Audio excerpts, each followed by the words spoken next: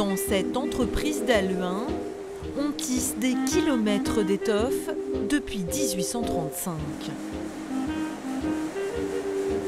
Un savoir-faire qui aurait pu disparaître s'il y a quelques années, ce directeur n'avait pas choisi de changer complètement la manière de travailler. On est 3 dans le monde à pouvoir faire ce genre de tissu, très lourd, jusqu'à 1,5 kg au mètre carré. Et ça, on ne peut le faire que sur de vieux métiers, mais on va nouer à la main.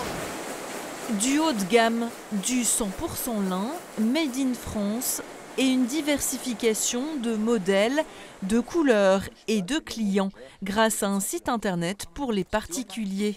C'est ce qui a permis à cette entreprise de tirer son épingle du jeu.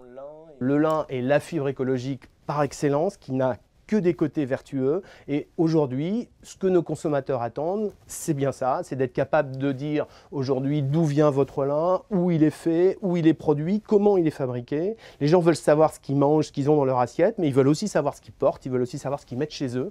Et ce souci de traçabilité est vraiment très important. Des consommateurs qui s'intéressent à une mode durable. C'est aussi le pari de cette créatrice de vêtements qui utilise principalement des tissus français. En travaillant des belles matières, en choisissant ces matières et en travaillant vraiment les finitions et la qualité, on arrive vers un produit qui est durable et une mode durable. On n'a pas le même plaisir à porter un produit qui est jetable qu'un vêtement qui tombe de manière nickel, qui a été pensé, dont le patronage est parfait, où la matière ne bouloche pas au bout de lavage. Je pense que le plaisir n'est pas le même. Pas de perte avec elle, même les chutes de tissus sont réutilisées en application. C'est comme un peintre avec sa palette de peinture. Moi, voilà, c'est mes bouts de chute et je compose comme ça avec mon fer à repasser. J'ai ma forme et je compose mon paysage. Une mode intemporelle et surtout plus éthique. Pour l'association Nord-Créa, c'est ce qui pourrait sauver le textile dans la région. Avec 70 membres, dont de grosses enseignes, l'association entend structurer toute une filière.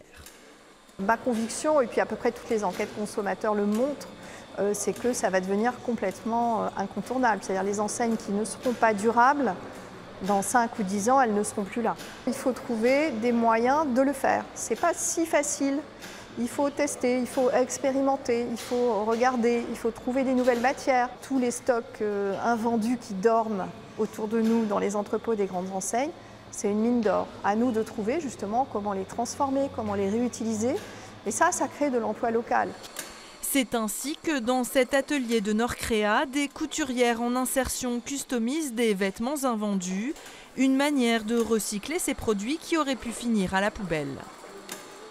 Alors voilà, ici on est en train de coudre des patchs sur des t-shirts. Donc le client a choisi d'avoir un palmier sur un t-shirt rose. Mais il aurait pu choisir d'avoir un palmier sur une veste en jean. Voilà, donc le choix est donné aux clients sur le site. Aujourd'hui, Camaïeu ou même Auchan vont participer à l'opération de customisation. Des marques comme Damar lancent une ligne de quelques vêtements made in Roubaix. La mode durable semble donc s'installer dans les Hauts-de-France qui compte encore 14 000 salariés dans le secteur textile.